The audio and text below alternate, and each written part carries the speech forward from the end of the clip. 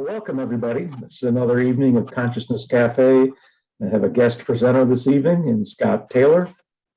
I got to know Scott a few years ago when he was leaving the board of directors of the International Association for Near-Death Studies, and I was coming on. Scott has been a past MC of the IANS conferences and has had some interesting experiences that I think he'll share with us tonight. He's been researching near-death experiences in a university environment and had his own, I believe, a shared death experience. Is that right, Scott? That's correct, yep. I look forward to hearing what you have to say, Scott. Please give us a little feeling about what brought you into this endeavor. Was it your shared death experience? Was that your first doorway into to this appreciation of the breadth of reality? Yes. Well, I grew up in southern Minnesota in a small town called Mankato, and really had just an ordinary kind of childhood and young adulthood. Nothing extraordinary, nothing that would say that, my senses were opened or, just like a normal person. And then in July of 1981, I was in love with a woman. Her name was Mary Frances, and she and her son had been out sailing for the day on a lake close to Mankato. It's called Lake Washington. She was taking a class with Minnesota State University, and her son Nolan had spent the time on, messing around on the beach with a babysitter. Well, on their way home, Mary Fran attempted to leave the gravel road and turn left onto a 2-lane county road. And as close as I can figure out, when she went to check to see if there were cars coming, when she looked to her left, she looked straight into the setting sun and didn't see the car coming, pulled out in front of it, and it hit her in the driver's side door and killed her instantly. Her son Nolan suffered a mortal head wound, and they took the both of them to Mayo to see what they could do. Mary Fran, like I said, was killed at the scene, and as fate would have it, she wound up being the donor for Mayo's first heart transplant. And so, there was another woman who got to live another 6 months because of that donation. And I think both she and Nolan donated something like 30 separate things, But Nolan, it took him 6 days to make his transition. And Mary Fran was one of 9 kids. And so in that intervening 6 days, that meant that everybody in the family had a time to drive to Rochester and to be with Nolan and the other assembled relatives. And if you can just picture that, because that meant that there was, the 8 siblings and boyfriends and girlfriends and husbands and spouses and cousins and uncles and aunts and grandparents. Nolan was the eldest grandchild in this family, so he had kind of a special place. And so as a result, there were a lot of people there who could lend a hand at being with him and to comfort him. He never regained consciousness, but one of the things we know about people who've had near-death experiences is that hearing is the last sense to go. So with all these people, we organized ourselves into 2-hour shifts, and we were with Nolan in that small hospital room, and on the morning of the 6th day, Mary Fran's oldest sister, Jannie, and I had the 3 a.m. to 5 a.m. shift. And we went in and we, told him stories, read to him from a favorite book. We told him some of the funny things that were going on with all these relatives who were trying to sleep in this small waiting room, and had essentially gone around Mayo and relieved most of the couches of their cushions so they have a place to lay down. And so we just tried to keep him company, and then at just a little bit before 5 o'clock in the morning, Jannie, who was a registered nurse and worked emergency rooms and she really knew trauma care. She went to the end of the bed and she took a look at the charts, and then took a look at all of the instrumentation that was arrayed behind Nolan's head. And she just shook her head and, reached out her hand to me and said, Scott, we should say goodbye. And so we grabbed a couple of chairs and sat by Nolan's head, and Jannie proceeded to tell him that he had been a very brave boy, and that we knew he was fighting so hard to stay alive and stay with the family. But if his mother should come to pick him up, it was okay that he should go with his mother, because that would be a good thing. She said that, and then it was my turn, and I got to say, essentially the same thing, that I had treasured our relationship and had the ability to get to know him was one of the highlights of my life. And to reiterate that if Mary Fran came to pick him up, that he should go with her. By that time, it was 5 o'clock, and we left, and another shift came in. Well, it wasn't till about 45 minutes later that the nurse came in and told us that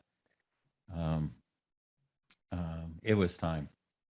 And so this whole big group of people from Mary Fran's side, and then my family too, we filed into this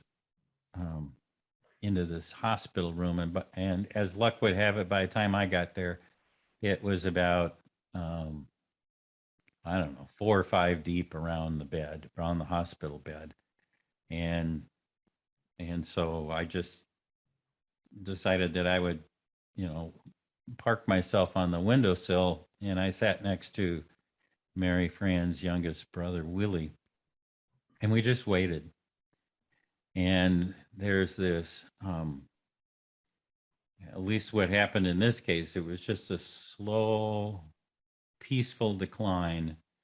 And when the heart monitor actually went flat, and, it makes that ominous tone.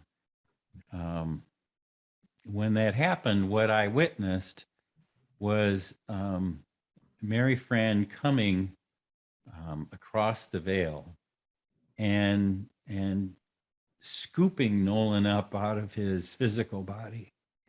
And they had this exquisite reunion, and somehow I got to participate in that. I could feel what it was like for mother and son to be reunited once again.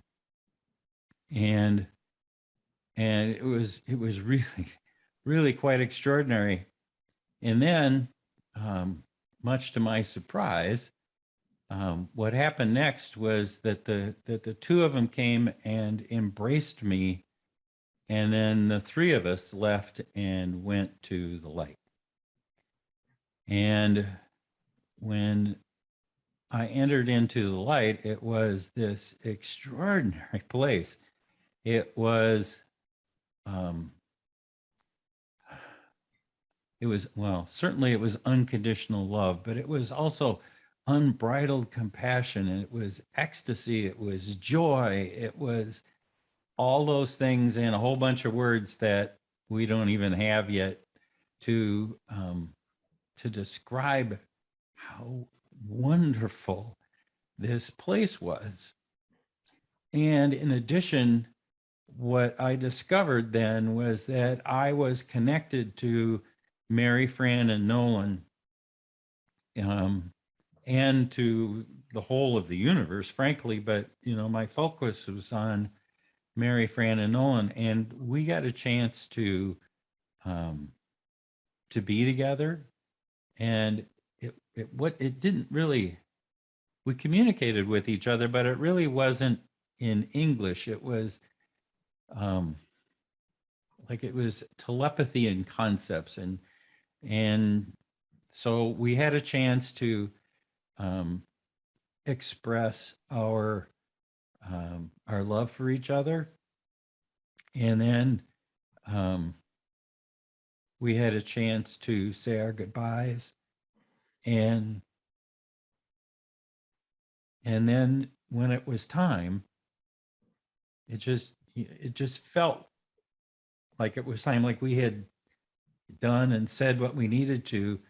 The two of them turned and left and went further into the light, and I stayed there for just a little bit and then came back to my physical body, which was sitting on the windowsill next to Willie.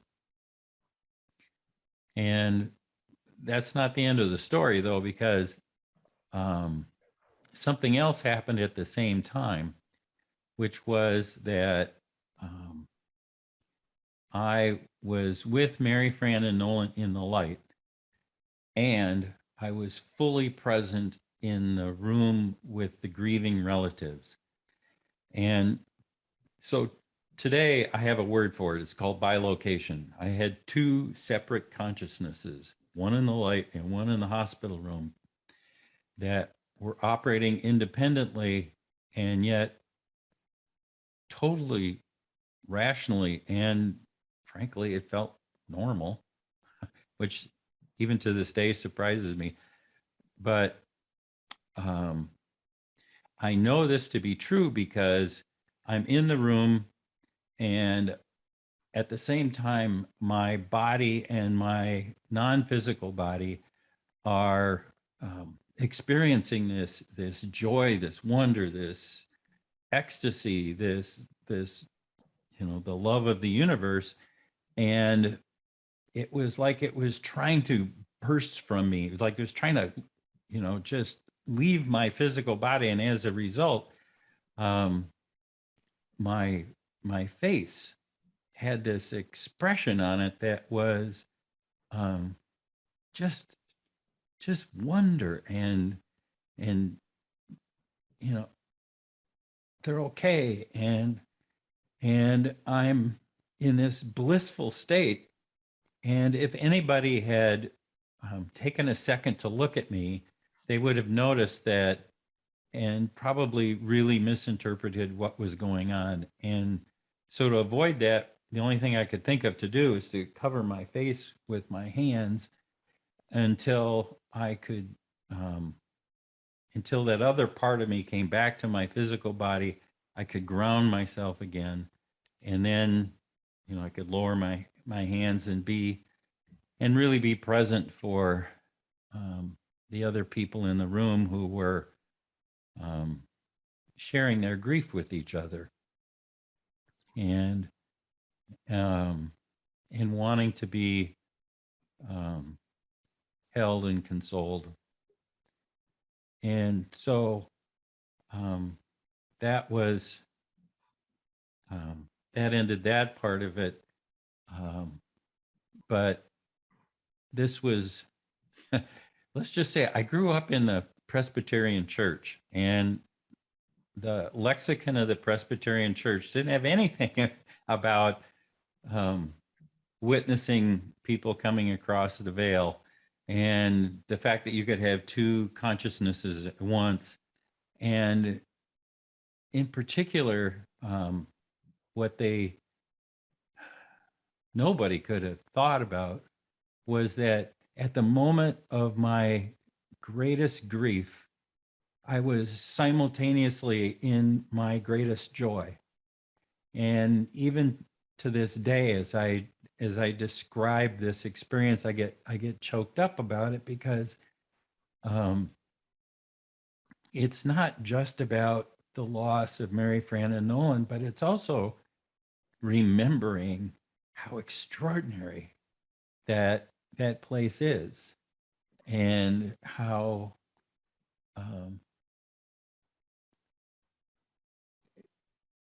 divine and blessed we all are to come from that place, to know that we are made up of the same stuff as the love of the universe. So it was,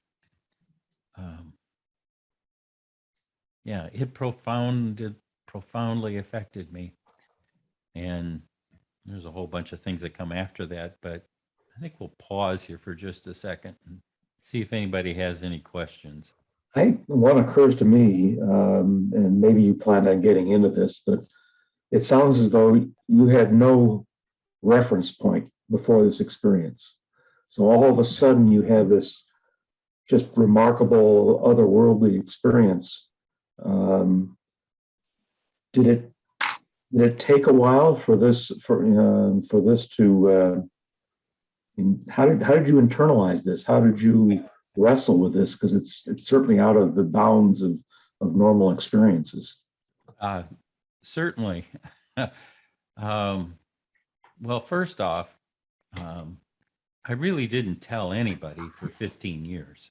15 years, wow. Yeah, so it was so outside of my experience that I didn't know what to do with it. And frankly, you know, when you read about NDE research, really the first common element is that they all talk about is that it's ineffable, which is a great English word for, we don't have English words to describe what happens. And that's the truth. I didn't have the concepts for it. I didn't have the language for it. It wasn't for many, many years later until I could really get a sense of what had happened to me. And it's like so often happens in our life. Sometime I was at a wood products conference in, I think, Eugene, Oregon, if I remember correctly. And it was a break. I'd been manning our booth, and so I'd gone out for a walk, and across from the hotel there was a strip center, and there was a New Age bookstore. And I needed something to read.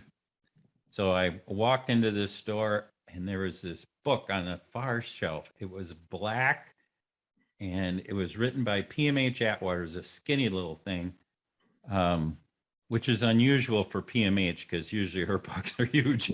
But I just walked right over to this book, and I was drawn to it, and I opened it up, and there was a paragraph that said, sometimes when people are bedside of a person making their transition, that they will leave with that person and experience the transition with them. And then PMH called this a shared near-death experience. The languaging back then was also empathetic near-death experience. Today, we call it, thanks to Raymond Moody, we call it a shared death experience.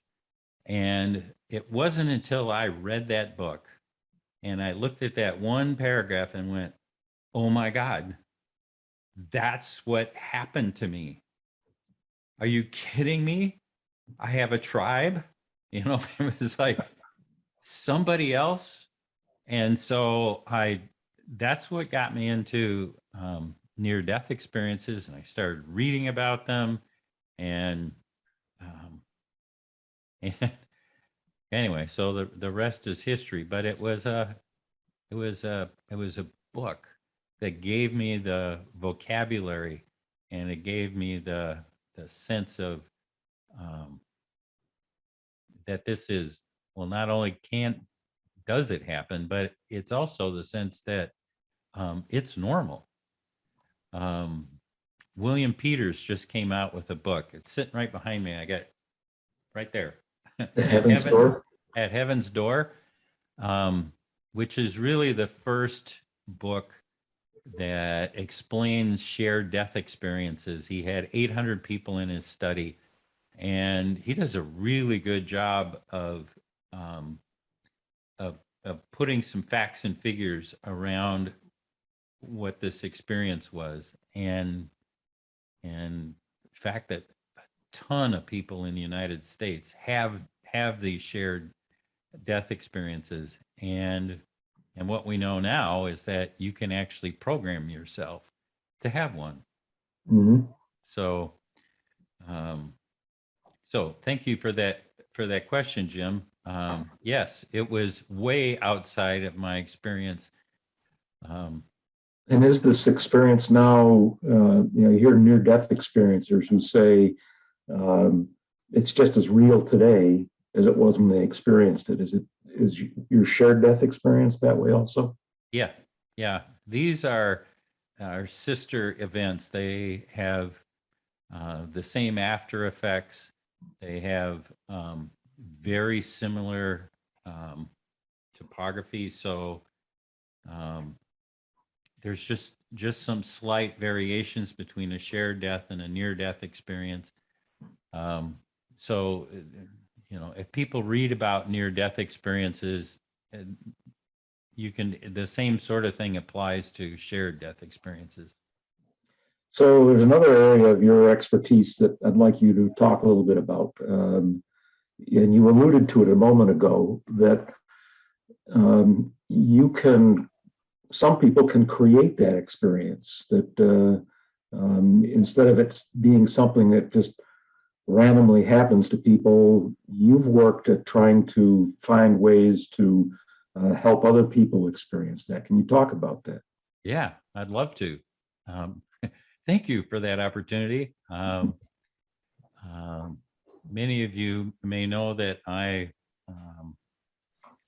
me back up. Just one of the things that happens to people that have near-death experiences is that they become intensely curious about all things spiritual. And as a result, I went on this worldwide quest to try to find a way to touch that space again, because it was so extraordinary. And one of the things, and I traveled all over the world, hoping that I could find some way to do that. I studied with shamans. I went to ancient religious sites, more cathedrals than you can shake a stick at. Studied the Omoto religion, shamans in both North and South America. Anyway, it was the Monroe Institute that showed me a method of meditation that allowed me to touch that space again. And I was able to reconnect with Mary Fran and Nolan. And then to say, wow, if I can do this, I bet I could figure out, well, I should pause and say that experience of being able to touch that space again and to reconnect with Mary Fran and Nolan sold me on the Institute, and I became a trainer for them. I was a trainer with them for 35 years in various capacities, and the last 2 years, I was president and executive director of the Institute, so I know it inside and out. And all that experience about teaching other people how to enter into expanded states of awareness allowed me the tools and techniques to go, Robert Monroe teaches people how to enter into this expanded state, and he has his own cosmology about how that works, and and it's very effective. But you know what? Millions and millions of people have had near-death experiences, and they have a cosmology too. And if we can duplicate that using the meditative techniques developed by Monroe, we should be able to teach people how to go to the same places that near-death experiencers go to, but without the physical trauma. That's a really important part. Yeah. We don't have to, so wound our physical bodies that in order to go to those same places. So, and so what I developed was a series of meditations that allow us to go on the same tour or the same trip as somebody who's having a near-death experience or who is making their final transition. What I mean by that is, so we can teach people how to leave their physical bodies or bilocate. That's the easiest way to do it. To meet their guide, to discover the tunnel, and the tunnel is just filled with this amazing stuff. And then at the end of the tunnel, to go into one of the three lights that are present in a near-death experience. There's white light and black light and clear light. Each of them have a slightly different flavor to them, meaning you have different kinds of experiences, but you leave the tunnel, you enter into this one of the three lights. There's the reunion with the dead relatives and the friends and the pets. There's a meeting a divine being who accompanies you when you do your life review. And then, eventually we wind up going to that area where we do life between lives. And, so where do we hang out and how do we plan this life? And what about the Akashic records and the Healing and Regeneration Center, and all the universities are there, up in the non-physical. So it's this huge space. Crystal cities, how to have universal knowledge, just there's all kinds of things that happen in a near-death experience that we now know how through meditation to access, and that's a wonderful thing. And so have you made treks to this non-physical environment on many occasions? Oh yeah, I go there all the time. So you seem like a pretty logically oriented person. Do you do this and have an aspect of it where you're trying to evaluate, all right, what is this on the other side? How is this structured? Yeah, and that's where having guides really is helpful, because that's where they hang out all the time. And one of my favorite things to do is enter into that state of expanded awareness. And I happen to like tooling around that area of life between lives. The shorthand for it in near-death research is called the park. And Monroe actually discovered exactly the same place, and he called it the park. And so anyway, to go to the park with my guide and then say, okay, what's something that would be really cool for me to experience today? And just hand it over and say, where do we want to go today? Maybe we go to, there's this George Ritchie. Remember, those of you who have read any of the near-death literature know that his was one of the first, I think it might have been the first that Raymond Moody talked to. And he went to a place called the Hall of Doors. And it's kind of, for me anyway, it's like an offshoot of the library or the Akashic records. And you just walk down the hallway and you can open up a door and there's cool information in there for you about, I don't know, maybe we're planning the future, maybe we're trying to figure out new ways to grow crops, or, it's, all that work that takes place in the non-physical before it comes to the physical, you get a chance to do a little preview. And that's been a place that my guide and I have been tooling around lately. And, it's just never ending. So you could do that forever. So it And seems like, and we have Shirley's on the line with us, or Sheila rather. Sheila's an individual who taps into the Akashic records, but it seems like it's not just past information that's there; it's also future information. Well, I have to tell you, Jim, this is when my head starts to hurt, because when we leave the physical world and we go into the non-physical world, time is now.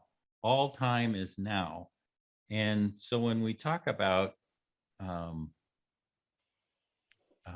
things happening in linear time, that's for our convenience here in the physical world. Yeah. But we don't experience it like that when we're in these expanded states.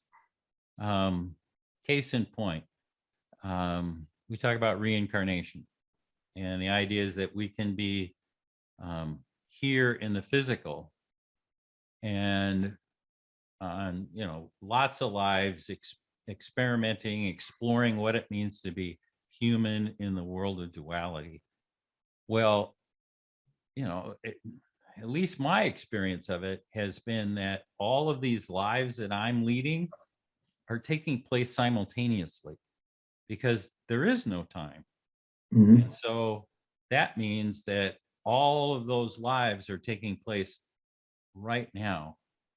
And which means that we can do some really cool stuff with that. We can, those lives can begin to influence us, and I can, a couple of different ways, as my older self, I can go back and counsel my younger self in this life and say, Scott, that embarrassing thing that happened to you in junior high, don't worry about it. It'll be fine. You'll get over it, and it's good.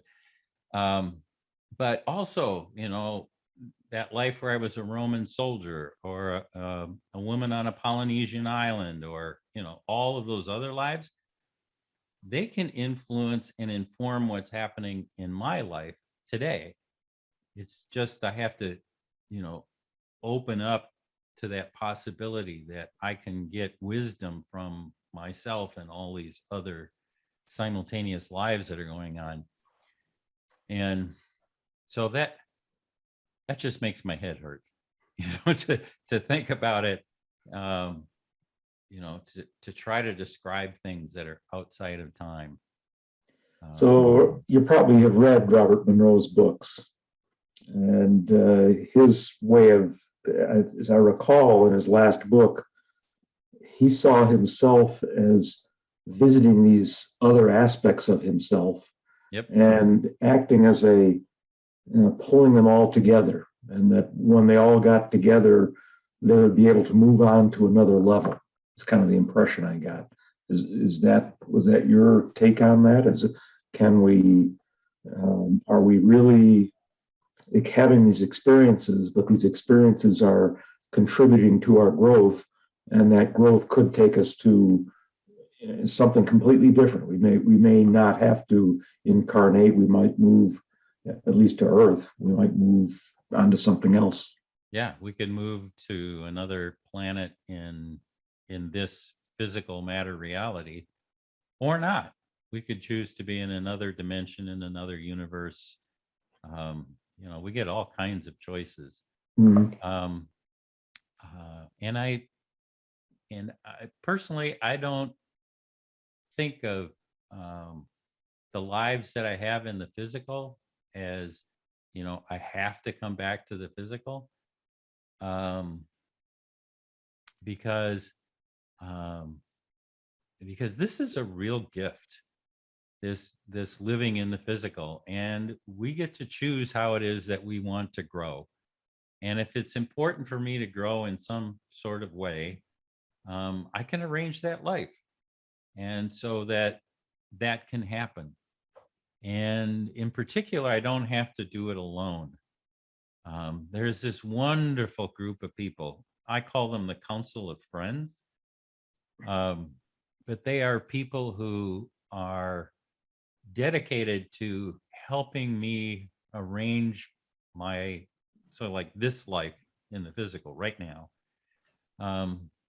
They're helpful. They were really helpful in arranging this life in the physical, and they, set up my relationships, and I got the right mother and father, and I got, yada, yada, yada. So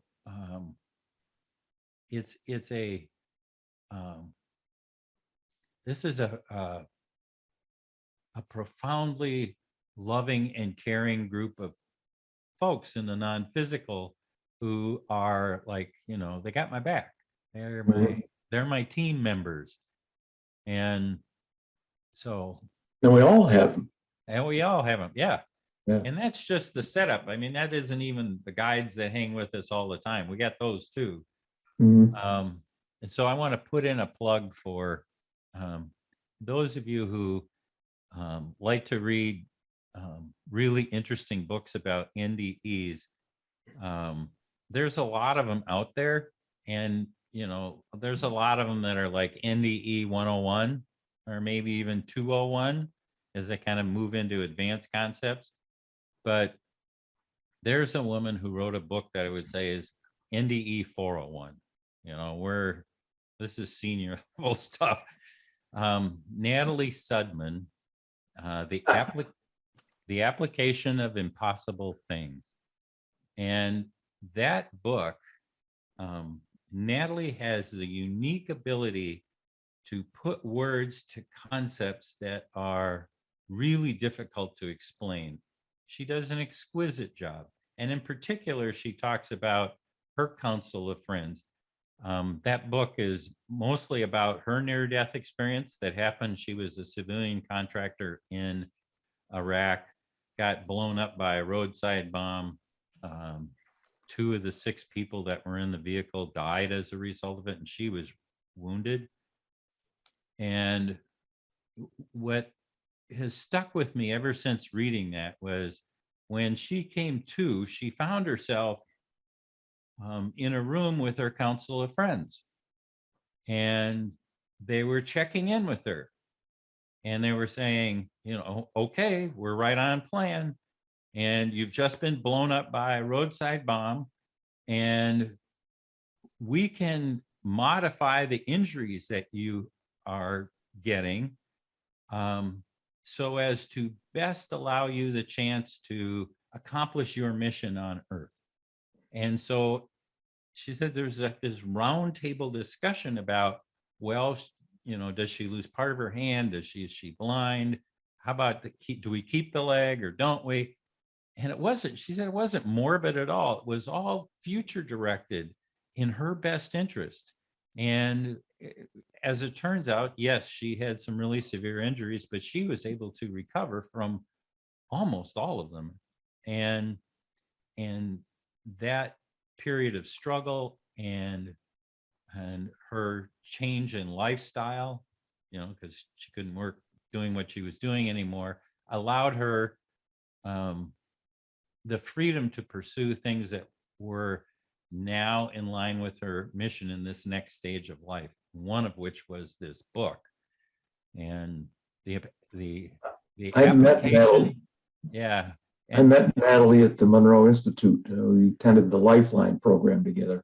Yeah. Oh, and you were in for a treat. That. The application of impossible things is a short book. One of the things that I got out of it, kind of building on what you were saying, was as Natalie was exploring the different degrees of impingement on her from these injuries, it was all about how can I best be served. And she tried out different things in the non-physical.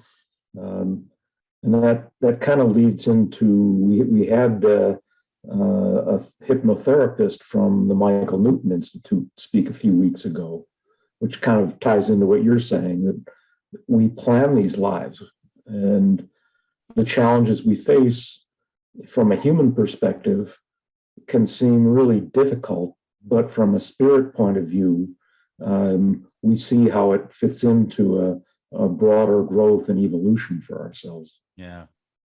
So I have the same reaction to, because I know that,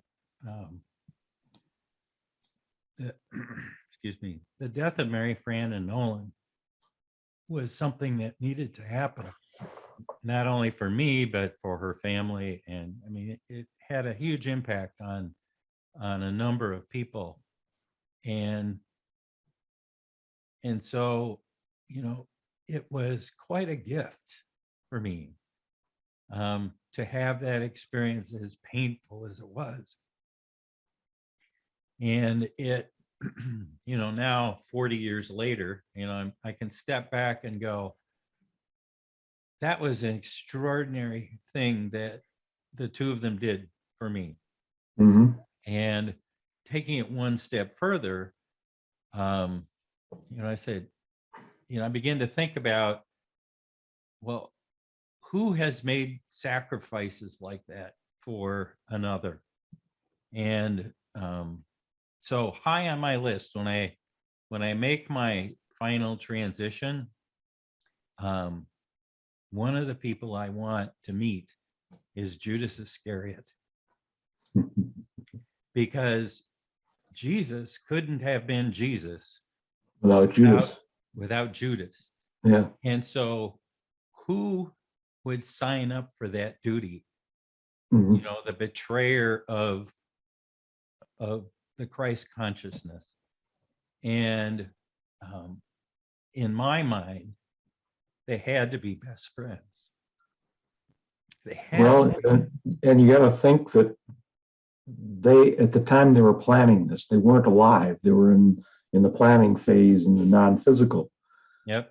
And they must have had a good idea what the outcome was going to be. Oh, yeah. So it makes it, even though, and this will get into one of our first questions that people are asking of you. The notion that Jesus made this just extraordinary sacrifice is true from a human perspective. From a spiritual perspective, if you knew that you could have a huge impact on humanity, to bring our collective consciousness up by giving your life up, and then it's just a brief blip in eternity, and you're going to go back to being part of the non-physical, that group of disciples had to have an interesting planning session around how they're going to do all this. Wouldn't you want to be a fly on the wall? Yeah. Well, maybe some of us were. I don't know. We do have some questions coming in from people, and I'd like to get into them. Sure. This first one says, do you have a religious culture? How does your culture connect to NDE spirituality, higher power, beings of light, God, or simple oneness? I'll bet you could talk for half an hour on that. I could. Hang on. I'm going to scroll back and see. Oh, there it is. It's easier for me to read it. Yep. Do I have a religious culture? Well, you heard I grew up in the Presbyterian Church. That tradition was fine for me growing up, but it doesn't really align with what I learned to be,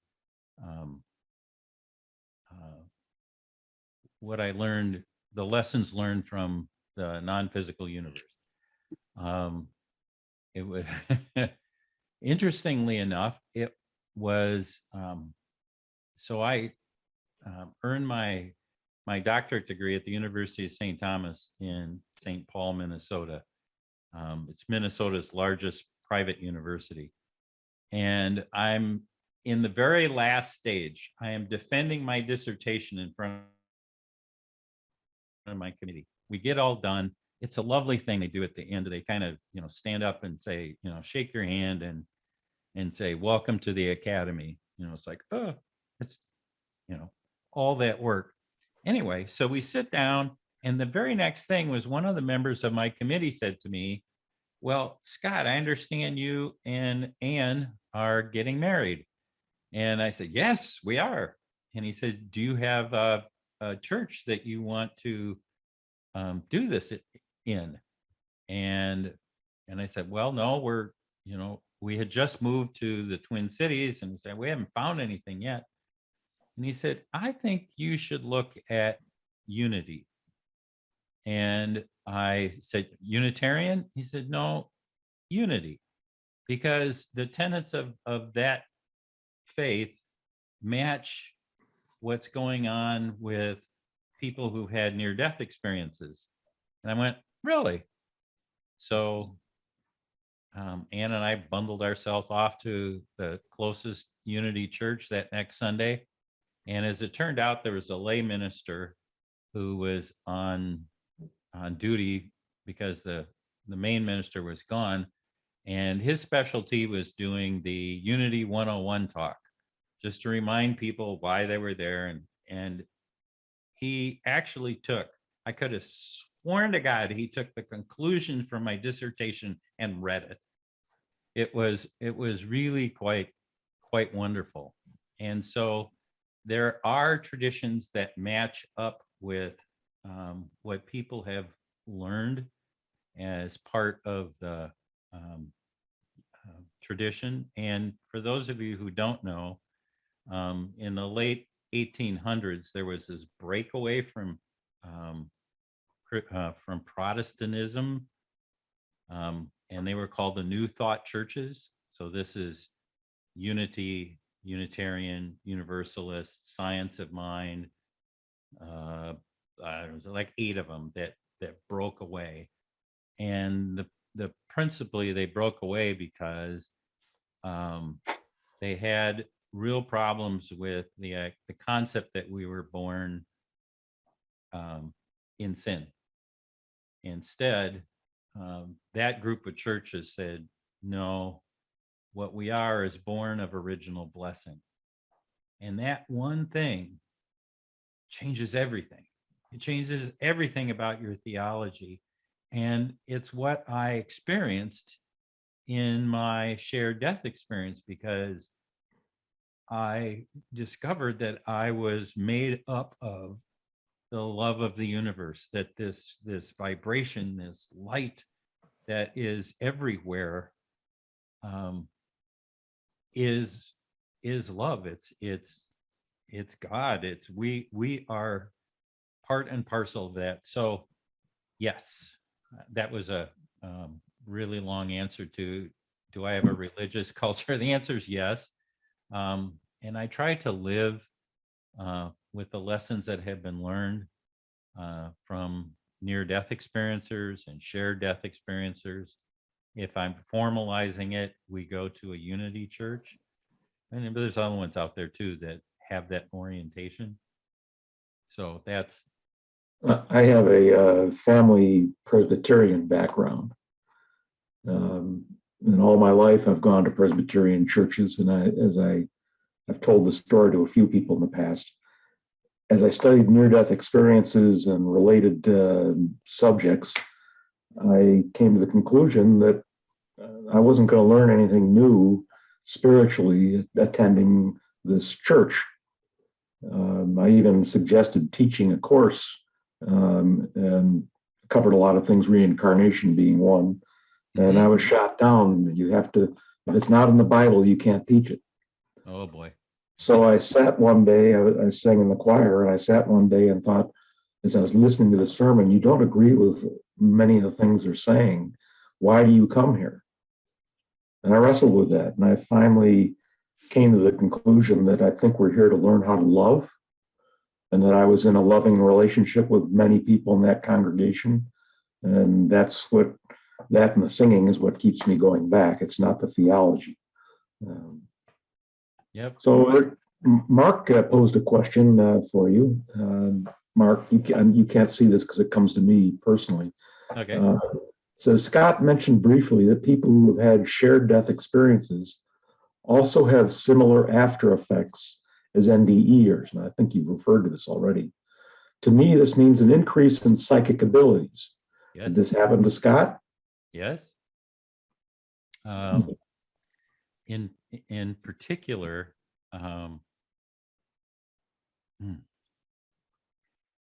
let's just say that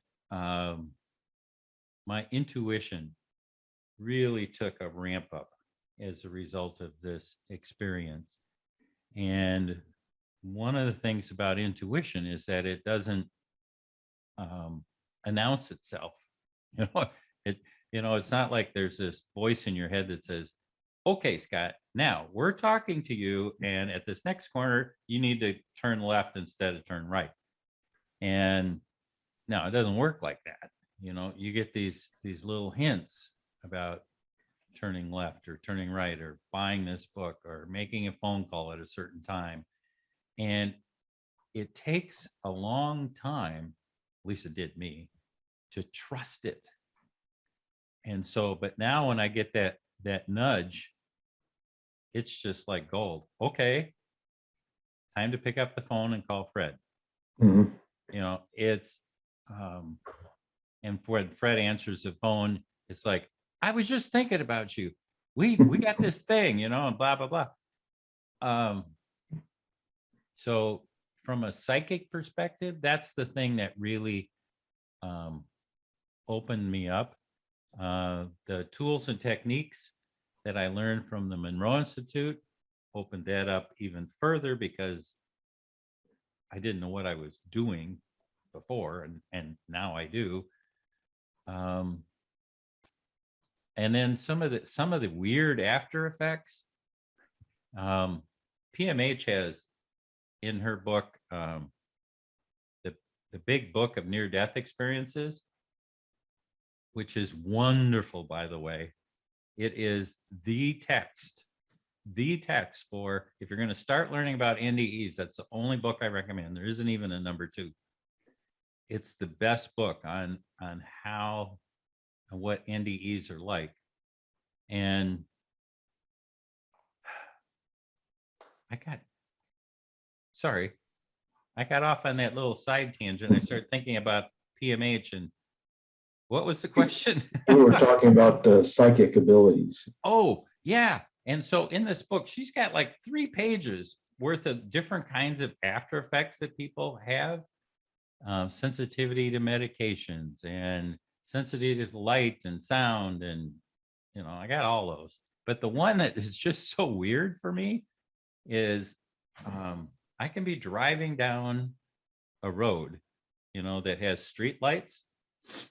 And as I'm driving down the road, if I'm in a particular mood or something, the street lights will turn off as I approach them, and then turn back on again when I'm done. And I'm going, so like, are my high beams out of whack? There's all kinds of things I've tried to figure out, but there's absolutely no earthly use for that talent, but it's just one of those little fun things that has popped up. Yeah. Why don't you scroll down? There's another question just below that. When we die and move into another life, do we get to keep all of the knowledge we've learned in this life and awakeness? Yes, we do. We get to keep it all. And actually, it's a little more nuanced than that, because you've all heard about the life review. And so what happens during a life review is that we get to experience it 3 different ways. So you get to experience it just like you did in the physical, with all of the thoughts, the sensation, the emotions, what you were, what was going on, just like in the physical. And then 2, you get to experience it as the other person in the transaction. So I don't know, say I'm at a checkout counter at the grocery store, and this young girl is having trouble checking me through. She can't get the cash register to work, and I am snippy to her. Okay. So I get to relive that scene as me, but I also get to relive it as her. And I discover it's her first day of work, and Bob, the manager, didn't train her. And when she needed help, he disappeared, and just tried to figure it out. And she's struggling. I mean, it's like her second hour on the job. So I get a chance to understand the context of that, and then I get to see what happens as a result of me being rude to her, and then how that played out with her boyfriend, and she kicks the cat, and it's how it rolls out. Mhm. And then the third way that you get to experience it is from the omniscient perspective. You get to see, okay, how did that interaction at the checkout counter play out in my life? And how did it play out in her life? And how did it play out in the family, in the community, in the nation, and to us as human beings? So you get to really understand the consequences of our actions. Okay, so the part that I'm getting to is that those memories are stored, and everything we think and feel, all of it is available to us in the non-physical universe. Every bit of it from 3 different perspectives. But here is the price of admission.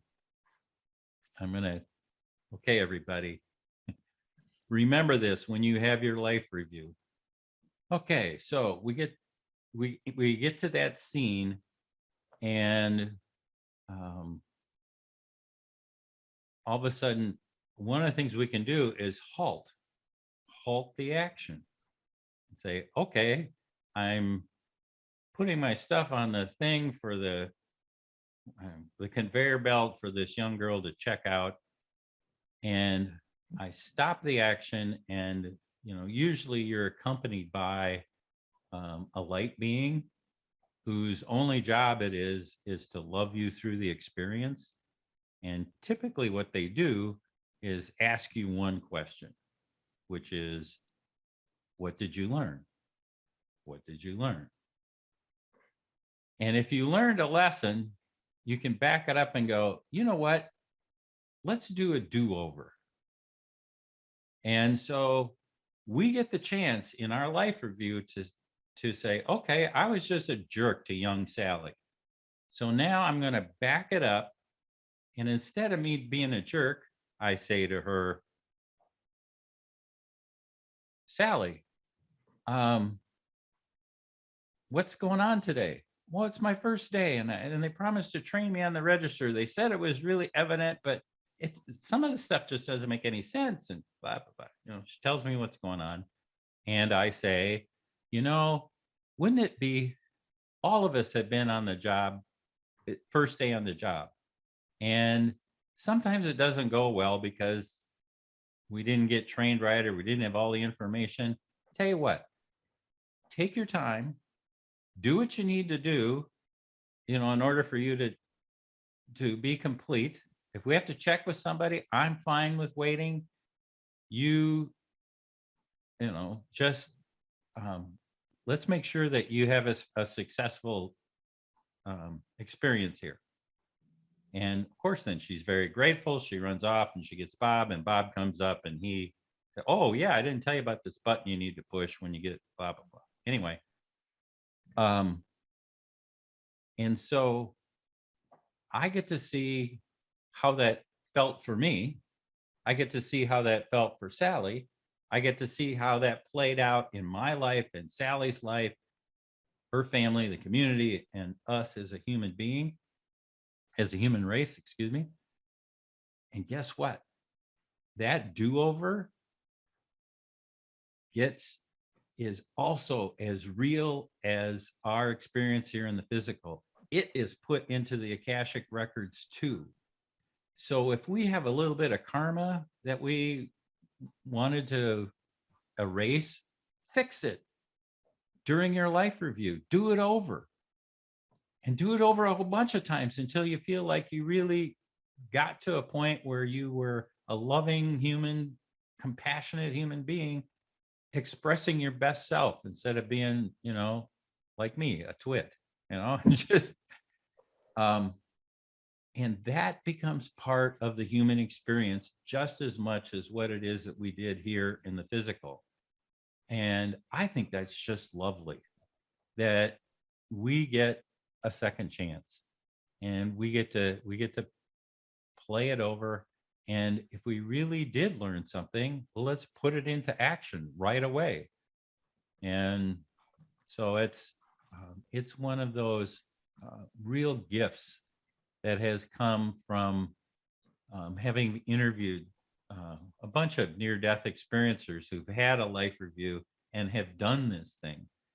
And, they've done it in conjunction with that light being, and so got to play out differently for us. We still got a lot of questions for you. Mm-hmm. We still have a lot of questions. The next one, I never met my guides. Do all of us have a guide? And if so, how can I have direct communication and conversations with them? Yes, most of us have a bunch of guides, and some are there all the time. Some are there sporadically, depending upon what it is you're going through in your life. And they are with us all the time. And they're just sitting over our shoulder, giving us that little nudge, counseling us. So emphatically, I can tell you that they are there all the time. How do you get in touch with them? Well, I got in touch with mine through the meditations that I did at Monroe. And I did, if you go and visit my website, Near Death Meditations with an S, neardeathmeditations.com. I have 6 albums of guided meditations that I've done. One of them is specifically on how do you meet and work with your guide. And it's pretty good. I like it. It puts you right into the proper vibratory state. So it's easier to meet your guide. And it allows you to, have a home where the two of you meet and establish a dialogue. And, sometimes you see them, sometimes you don't. Sometimes they show up as a human being. Sometimes they show up. I had one of them show up for me as a cartoon character. I think that's funny. It was a playful thing. And it's like, all right, let's go for it. And anyway, so yes. And there's lots of help out there on that. YouTube is wonderful, but if you want a dedicated exercise, pick up my album. It's only $20 and, and go for it.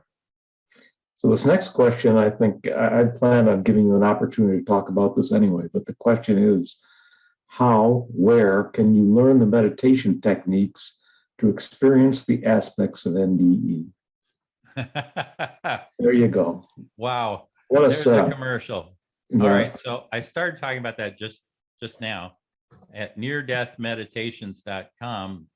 There's a page of albums, and there's 6 albums that can get you started at home. And they use binaural beat technology, which is wonderful for getting into an expanded state of awareness and to hold that for long enough that you get to experiment and play around and get the hang of it. So that is a wonderful technology, and that will give you a taste of this. Do you suggest using headphones if they're going to listen to these? Yep, I do suggest that. You don't have to. If you had stereo speakers, that works too. But the intimacy of the headphones is really nice, and you're assured of having great signal. So thank you for that. The second part is I hold a course. It's 5.5 days long. It's called Near Death Experience Intensive. And what we do is we explore all of the common elements of a near-death experience and visit those places that near-death experiencers go to. And we do it in, my teaching partner is wonderful, Dr. Charlene Nicely. And yeah, so we spend 5.5 days, 25, 26 different trips that we make into the afterlife. And so by the time the week is over, you know exactly what's going to happen. You know what it feels like. You can know what it's like to work with your guides. You know what it feels like to meet a divine being, to do a life review, to explore the tunnel, all of those things that near-death experiencers experience. But this is much gentler and it's really effective, primarily because we have, well, there's a group. We do it over Zoom right now because of COVID, but you know, we've got all of these people who are participating, and they're doing it at exactly the same time. And there's this group energy that happens as a result. And boy, that is really helpful to boost you up. And Is this a residential program? Can be. I taught it residentially before COVID. And now I teach it over Zoom, and it is as or more effective over Zoom as it was residentially. So you don't have to be in physical location to each other for this group energy to take place. The last class I did was about a month and a half ago, and we had people as far away from California to Switzerland, and it was great. It worked out beautifully, and that extra boost we all gave to each other made a difference. Do you have a sense for what percentage of the participants actually get into a non-physical environment? All of them. All of them? Okay. Every single one. It's one of the, without getting too techie here, but the technology that Bob Monroe invented, he called it hemisync. It's a binaural beat technology. If you are a willing participant and you have the headphones on, you are in an expanded state of awareness, full stop. You are there. You can't help but be there. The vibratory nature of it is such that you can't, if you're willing to go with the flow, you'll be there. And, you know, our job then is to begin to interpret what that means. I see on one of these questions here, it's something like NDEs seem to be culturally derived. You know, if you're a Christian, you might see Jesus. If you're a Native American, you might see your totem animal. If you're, you know, Hindu, you might be going through the bardos. And that seems to be culturally. Anyway, I had a really interesting conversation with Bruce Grayson just a couple of weeks ago about this very topic. And his contention, and I think I'm coming around to this, is that the NDE that we experience, that the information that's coming from source, or the experience that we're having with source energy, is exactly the same with everybody on the planet. It's the same experience. The problem is, because we're physical beings, we don't have access to the original language. We don't know what that is. And so all we can do is begin to interpret this experience using the images and the metaphors in our head that come from our lived experience. And so if I'm a Presbyterian kid, raised in a Presbyterian church, the chances of me seeing Jesus are pretty good. Or if you're Catholic, maybe you'd be seeing Mother Mary. That would be important to you. And so the experience is pulling these and immersing us into the metaphors that we understand. Okay. So we go on to another. So yes, it's culturally derived, but it's because of us. Mhm. It's not the experience itself. It's our interpretation of it. So here's another question from Mark. You can't see it, but I'll read it to you. Scott, your experiences would be familiar to people on this call, but what about skeptics, atheists, or the spiritual but not religious? How would you, or how do you, change what you have experienced and now know to help them understand what you have experienced? That is a great question. Let me ponder that for just a second.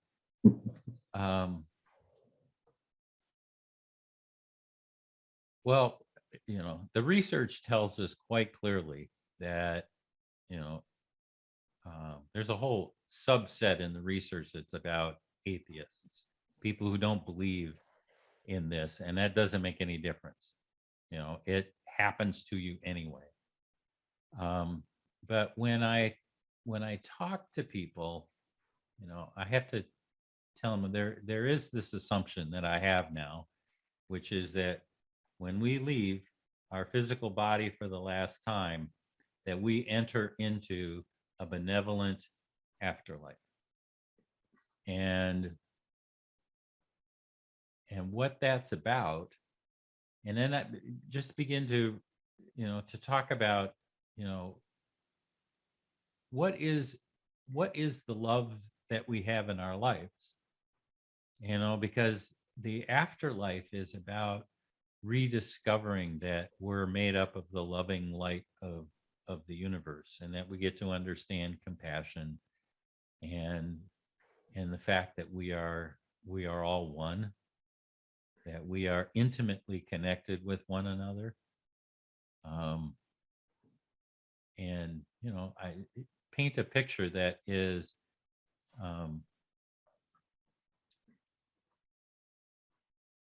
one of love and compassion, and that's it.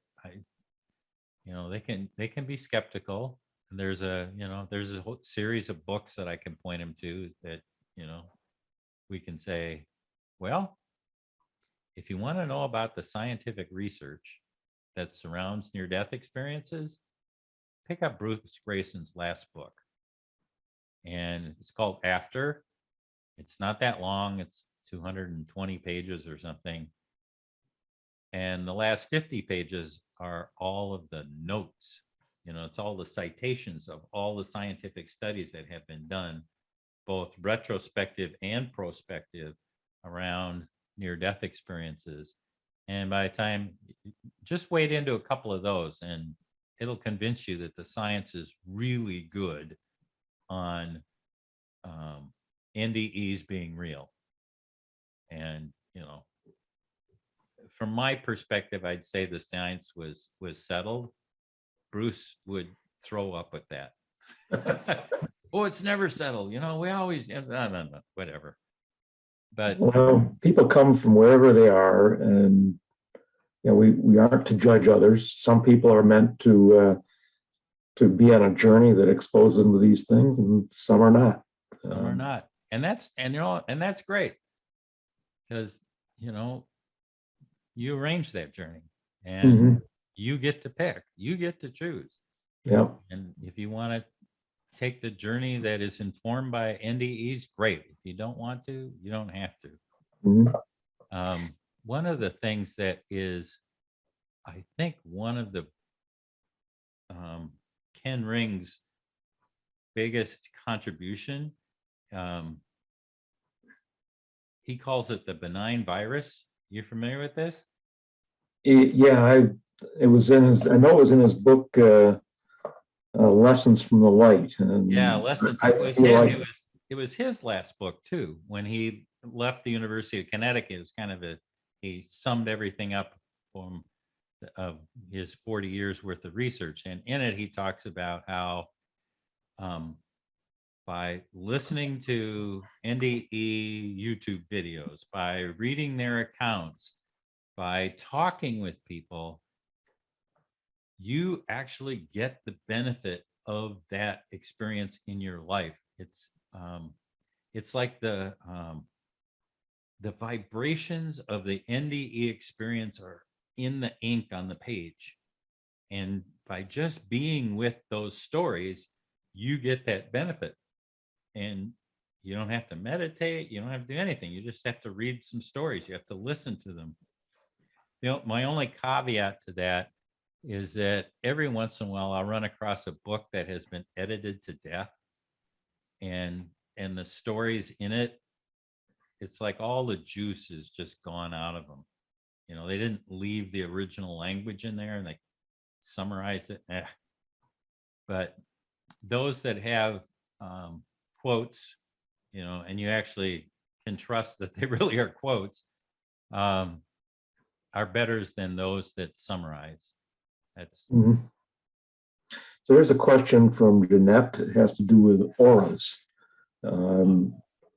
She got exposed to auras at a spiritual event in Raleigh recently. And she asked the question, do you think there's any truth to it, that we do have auras? Oh, absolutely. Absolutely. I forget who said that. Oh, Rocky Balboa, right? Absolutely. So we know that we have both a physical body and an energetic body, and we exude this energy, and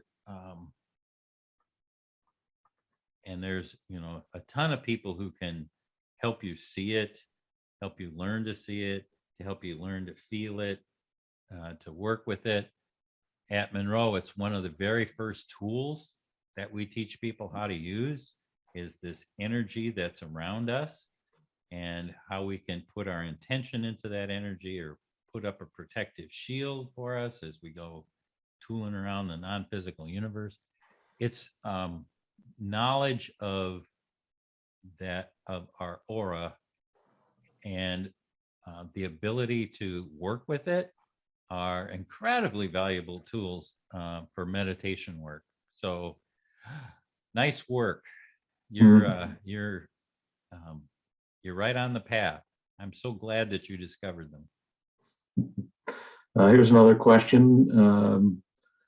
Speaking of learning lessons, many NDE experiencers return and feel alone or are alienated from family members. It appears they've not found purpose in their NDEs. What is the common purpose of NDEs? Why has it been so much mystery in their meaning and reason? Because the meaning is individualized. I don't get a sense that like there's one meaning for this, because sometimes an NDE is like a 2x4 alongside the head, and it's like, you know, Jim, you aren't on the path. Pay attention. We've been trying to talk to you for a decade about X, Y, and Z. Please pay attention, right? So there's that. And then, you know, sometimes NDEs are just like this next, it's to help us step up into the next level of how we are to experience life. And sometimes NDEs are designed for us to learn about our dominion, which I think is really cool, that they're in the NDE or in the after effects of the NDE. These are obstacles placed in our path, not unlike Joseph Campbell and the hero's journey. Remember that whole thing? At some point in the hero's journey, there's this this obstacle that the hero has to overcome. And sometimes the NDEs can play that role for us. And so, it's like, how do I step into my fullest self? I have to, in order to confront this thing or overcome this thing or learn this new skill and task. I So think it's also possible that it was planned ahead of time. We've talked about planning the life experience, and it's also possible that I think I tend to subscribe to this notion that this is a blessing, a gift to all of us. That people have these experiences, and yes, it can have a lot of meaning for the individual who has it. But like you were saying with Ken Ring's benign virus, I know for me, the study of NDE, I haven't had an NDE, but the study of NDEs has had a profound effect in my life. Yeah. So Jeanette has a question. I'm trying to move this along because it's we're getting into this for a while. Does a guy or a girl, always show up in human form? Maybe spirit's a better question. When you're going to incarnate, can you sometimes incarnate as an animal? Whoops, you froze up on me for just a second. Say that again. I think the question is, when somebody incarnates, do they always show up in human form, or can they also be animal? Or something else. Or, yeah. Yeah, if you're on a silicone-based planet, you're going to show up as whatever that intelligent life form is. And this isn't the only place that we can evolve. Yeah, or got multiple universes out there that and we really don't know how, what the ranking is here, but could we come in as a whale or a porpoise or some other form of intelligence even here on Earth that is different and is as sophisticated, but in a different way? Yeah, I'm wide open to possibility. And one of the things that tells me that's true is, well, a couple of things. When we have the reunion meeting, we go through the tunnel, we enter into the light, and there's this reunion that we have with our dead relatives. There is our pets are there. So our dog, our cat, our parrot, whatever, they will often be with us in this space because we have this loving connection with them.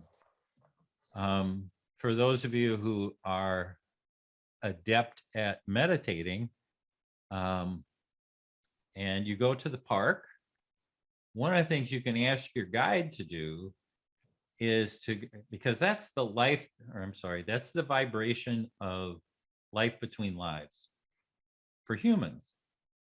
Well, just ask to see if you can explore the one for whales or for porpoises or for, silverback baboons. There are places there that exist for these sentient beings, and it is couched in the terms of being a dolphin. If you made your transition as a dolphin, where are you going to go? Well, it's going to be this wonderfully warm, watery world where there's lots of fish to eat, and just play that out. Deborah has a question for you. Can you please address living a loving, kind life versus worldly accomplishments? What is the significance of these in regard to our existence after this life?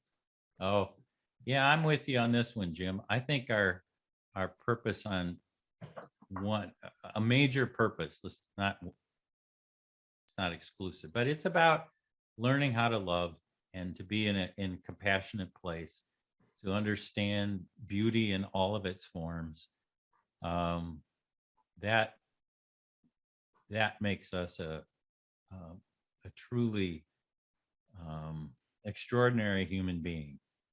And the accomplishments that we have here in in life. Yeah, you know, I got to be president of this organization. I get, you know, those are valuable for the lessons that we learned about how to run compassionate organizations and how we treat people and how we put forth goods and services with the highest intent. So, yeah, I mean, you can be very worldly successful, but you know, what are we grounded in? I hope it's in a loving, compassionate life, because that seems to be what keeps showing up in the life review as that being of light is asking us, you know, what did you learn? Well, mostly it's about how we treated other people and treated ourselves. It's not how I learned how to make $1 million. That's not something that comes through. But then every individual is different and maybe in a different place on their evolution. There may be people that need to have worldly accomplishments as part of their evolution. I think the ultimate goal is you know what Jesus said, love the neighbor as thyself. But how do you get from here to there? And if you're living multiple lives, it may be that you need to have a life where worldly accomplishments, maybe you learn that if you've accomplished worldly accomplishments, when you get to the other side, you realize, see, that wasn't such a big deal. That I wasted my life. But once you've got that behind you, you know, maybe you focus on something.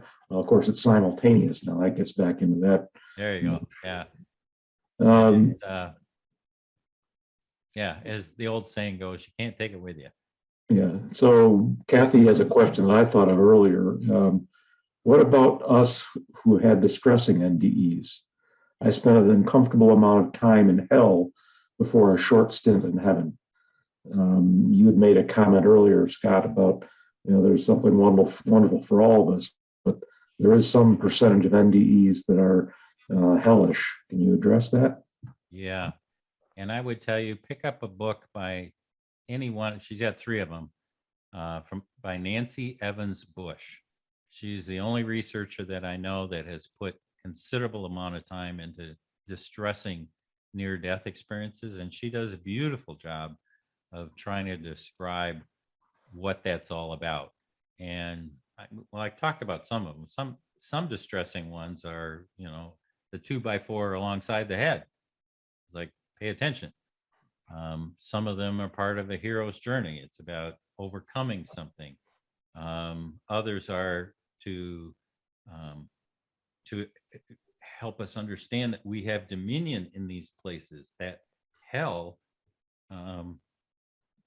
you don't have to be there.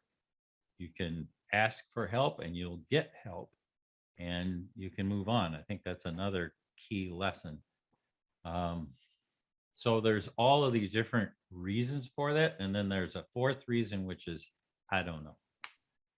Some of them I have listened to and I can't see the sense in that.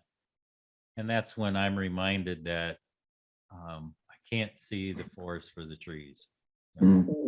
That I can't back up enough in that person's experience to know how that is important in their life. Why is it designed that way? Mm-hmm. And, you know, I just, at that point, I shrug my shoulders and go, I don't know.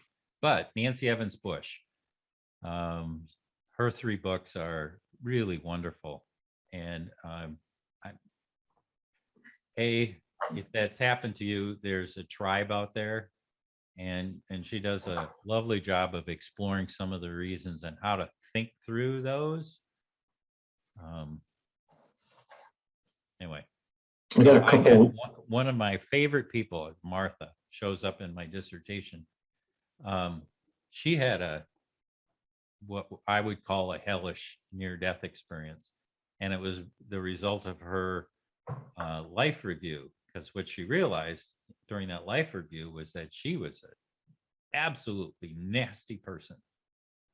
And it was horrible to witness and feel what she did to other people. And said it was a hellish experience. And she's so grateful because when she came back, she was very clear about who she had to make amends with and to try to fix the relation. Mostly it was with her family. So they aren't always what they seem. Oh, anyway. We've got a couple more questions here. I'd like to try to bring this to a close. We've been at this for an hour and a half. Any comments on crystals?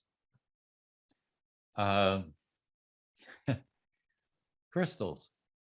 No, not very many. I know people who work with crystals and absolutely love it. They resonate with them. It's just kind of not been my thing.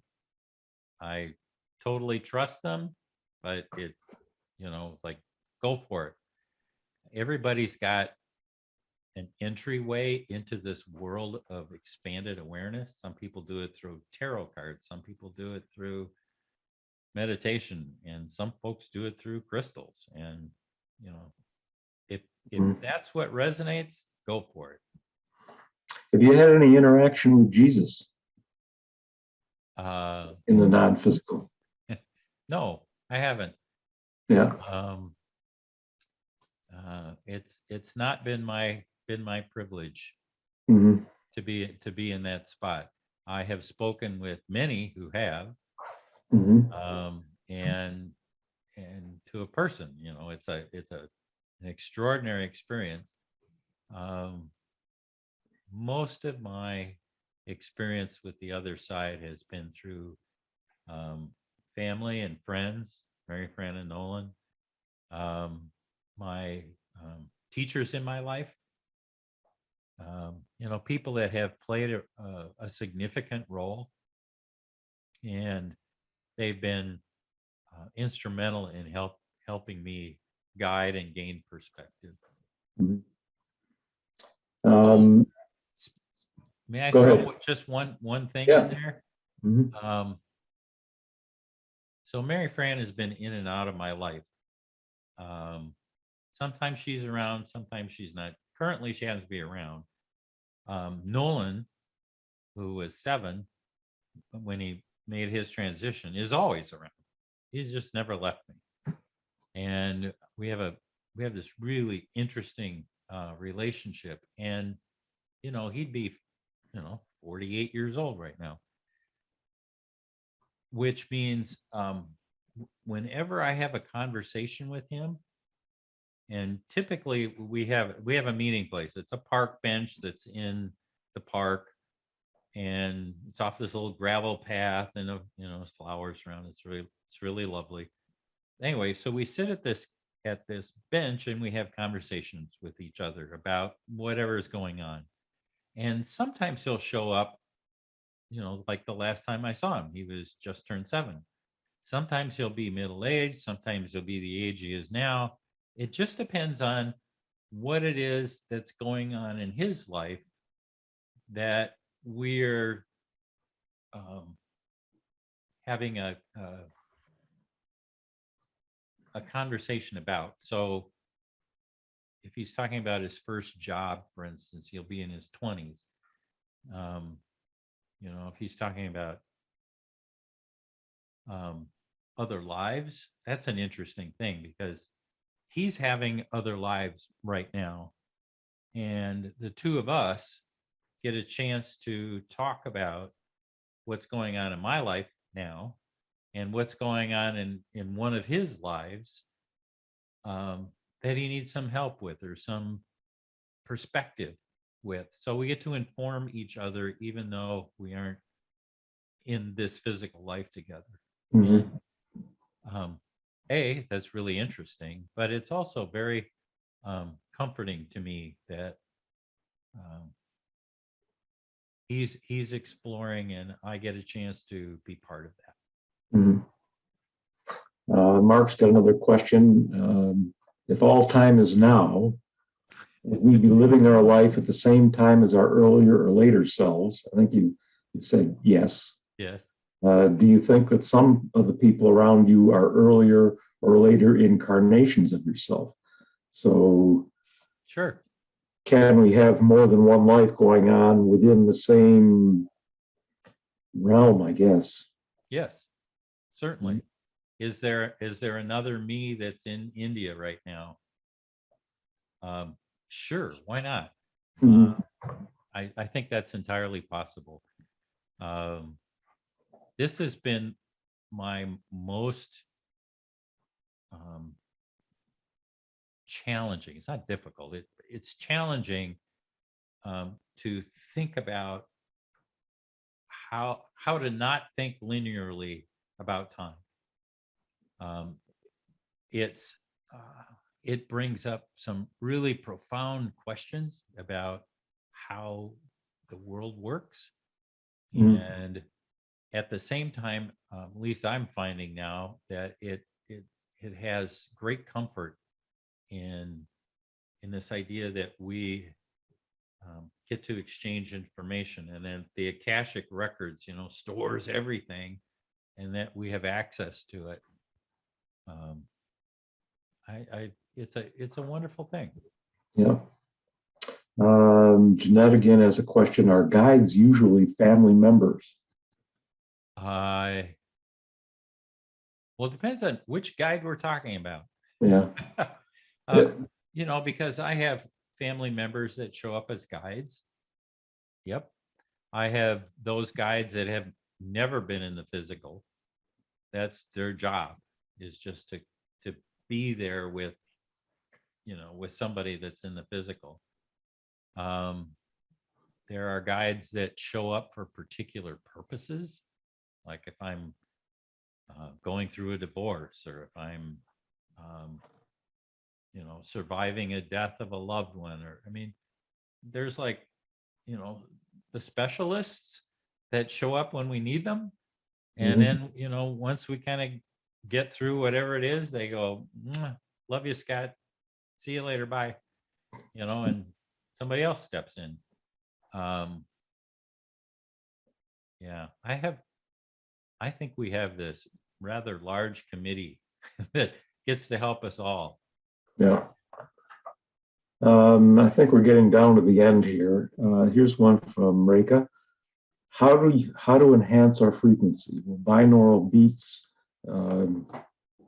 Let's see. Listening help.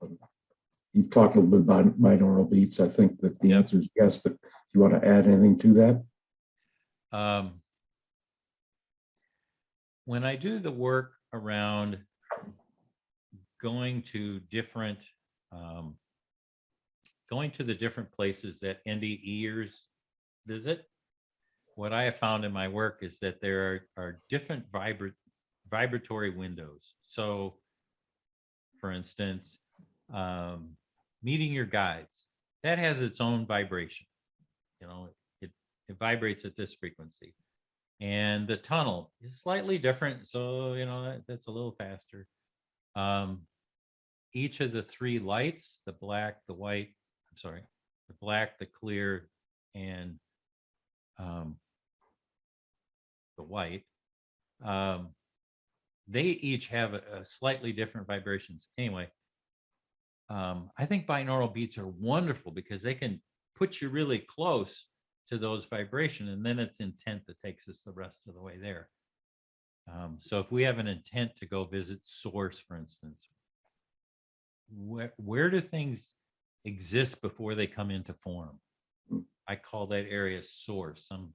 It's part of the void. Those of you that meditated and have gone to this lovely place called the void, that has its own energy. It has its own vibration, and binaural beats can be really helpful at getting us close to that. We don't have to cast about by sitting there by ourselves. And then once we learn, oh, this is what source feels like for me, then you don't need the binaural beats anymore, because you can remember, and you can go there by yourself anytime you want to. And so binaural beats are just training wheels. to get us to become familiar with what it feels like to be in the white light, or what it feels like to be in the tunnel. And we can recreate in our mind a vision. Like for me, I recreate in my mind this park bench, and I know what the vibration feels like of the park when I go to meet Nolan and we have these discussions. I can do that right now. Boom, and I'm there right now. And it's that quick. And all you have to do is be introduced to those frequencies, get a felt sense of what they are, and then you just recreate the feeling. Mm-hmm. Boom, and you're there. So I think binaural beats are a wonderful introduction to meditation and the various places that you can go as a result of the different vibratory states that they'll put you into. I've got one last question I'm going to pose to you, and it'd be interesting to see what your response is, because I have some thoughts on it. Is there any truth to manifesting what you want in life, laws of attraction, or is it what you planned before you came into this life? Oh, and the answer is yes. I believe that we have this kind of this template that we bring with us down into the physical universe, that we have these challenges we set before ourselves and these successes and the relationships. We kind of have that laid out, and we come in with that template, and then all bets are off, because free will counts. We can do whatever we want, and we can change the game. And you know, what if we decide we want to be an alcoholic? Well, we can do that. And I'm not sure maybe that's a bad example, because I'm not exactly sure you can choose that, but or something like that you said, you know what, I'm choosing to do this thing that is off my path because I want to experience that. We have that choice in our life here in the physical, and we can or we can choose to go with the flow of the path. And so it's both, at least in my world, that yes, but free will is a powerful thing, and we get to choose. And if we So I'm gonna relate a story that some people here have already heard. There was a healer from Western North Carolina named Vaughn Boone. A remarkable man, had some remarkable stories about healings. He claimed to have, he was an appointment clerk for etheric surgeons. yeah, This elderly couple came to him. The man was in a wheelchair, and he was completely dependent upon his wife for his care. And he came to Vaughn and said, Vaughn, can you schedule a healing for me? Because I don't want to be, I want to have more independence. I don't want to have to depend on my wife for my care. So Vaughn told him to be on his bed at 9 o'clock in the evening. And Vaughn always started his healings with a prayer that only the best and highest good be brought to this person. So he went through the process, and interestingly, the man had a fairly remarkable improvement. He was able to get out of his wheelchair, wasn't as dependent upon his wife, but this state only lasted about a week. And I asked Vaughn, why do you suppose that was? And Vaughn's response was, well, I don't know for certain, but it's possible this couple came into this life to experience that relationship, and that what he had done has gotten in the way of the highest and best good for that individual. And the message that I get from that is that we have to be careful. You know, in the law of attraction, if you're looking for wealth and fame, you may be working against a purpose that you had set for yourself in this life, and it may be that law of attraction won't be sufficient to overcome the objective that you set to have whatever experience you're having. So I think the law of attraction is a relevant one, but we have to be careful that we don't assume that when we look at things from a purely human perspective, that we think that what we want as humans is really in our highest and best good. And I think that's a wise thing. If we can do that for ourselves, is to say, you know, I would really like to have X, Y, Z in my life, if that is for, you know, the best good for me and everyone concerned. And this is one of the things my wife taught me. She was with a company that overnight, no inkling, but they came in with 2 hours notice and closed the company. Okay, fine. So then she spent about a little over a year looking for a new job. And it was, as she puts it, you know, I'm driving my car down this street of getting a new job, and all I get is red light, red light, red light, red light. And somebody said, well, why don't you just move over a block and drive down the street where you have all green lights?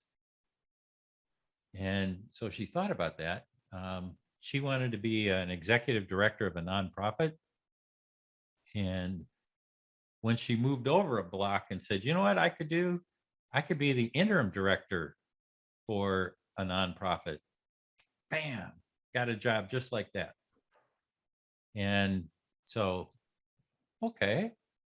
And it's learning how to identify where the flow is, because that's usually where, you know, where we ought to be going. And that's one way you can kind of double check that and add the caveat of for the highest and best good for me and all concerned. I'd like to bring this to a close and have you just briefly talk about your new podcast initiative. Oh, thank you. Oh, a little commercial. That's great. Yes. I recently, as of about 3 weeks ago, launched a new podcast. It's called The Afterlife Files. And it's about exploring near-death experiences and shared death experiences. And that's all well and good because there's a lot of people out there. You can go hear stories about near-death experiences all day long. But what makes mine different is that after I do the interview, I go through and annotate the interview. And then at the beginning of my podcast, I come on and go, this interview with Bruce Grayson is really extraordinary. And I want you to listen for these 3 things because they're really important. So it kind of tees you up so you understand, you know, where he's going with this thing. And then at the end of it, some of the concepts that, say, Bruce would come and bring out might need a little more explanation, or there's a little history to why we think about things in a shared death experience in a particular way. And so I'll explain that so that you get a fuller picture, and you get to see how whatever the person was discussing, it fits in the context either of their life or within the context of the research that's out there for NDEs, because sometimes it's not evident where they're going with that. And I just help draw all that to a conclusion. So I think, you know, pat myself on the back. I think these are great. And I've done, there's 2 that have landed right now. The first one was with PMH Atwater, and she's just a giggle fest, that woman. I just love her to death. And the second one I did was with William Peters. He's that guy, at Heaven's Door, shared death experiences. This week, I'll drop one with Bruce Grayson, and fascinating conversation. And then 2 weeks after that, I had a chance to talk with Janet Johnson, who is a person who had 2 shared death experiences in the same event. It was her father's passing, and she got to experience it 2 different ways. So really unusual and quite profound parts of it. So the Afterlife Yeah. files, just go to YouTube and Search on it. Yeah. just do a search on Afterlife files and you'll get right there. If not, Afterlife files, Scott Taylor, that'll do it. Well, Scott, thank you for being here this evening. Your work is an important part of those of us who think that maybe an awakening is going on. Your work is contributing to that. I wish you the best of luck in your podcast. And just thank you for being here. I think everybody got something out of this. Well, I have really been looking forward to this, Jim. Thank you so much for the invitation. Mm-hmm. And for everybody else in the cafe there, thank you for the great questions. These are really good. So you get an extra star for being right. involved. Thank you, everybody, for being here this evening. We'll be keep an eye out for our next subject. We have not scheduled it yet, but I'm sure we'll have something coming up in mid-March timeframe. Thank you for being here, and thank you, Scott. You bet. Bye, everybody.